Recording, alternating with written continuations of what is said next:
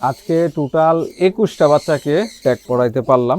অনেক বাচ্চা ছোট এবং কিছু ডিমে আছে। তো আমি যেটা দেখছি যে আমাদের যারা সিনিয়র কবুতর পালক আছে বা অধিকাংশ যারা রেসিং টাইপের গিরিবাজ কবুতর পালেন তারা কিন্তু পার্সোনাল ট্যাগটা খুব একটা পরান না। কারণ কি? কারণ হচ্ছে গিয়ে পাল্লায় তাদের কবুতরগুলো যদি পড়ে যায় তাহলে ট্যাগ দেখে মানুষ চিনতে পারবে। তাদের একটা মান সম্মানের একটা ব্যাপার, যে এটা একটা হানিকর ব্যাপার, লজ্জাজনক ব্যাপার। এই জায়গাটায় আমি কিন্তু একমত না।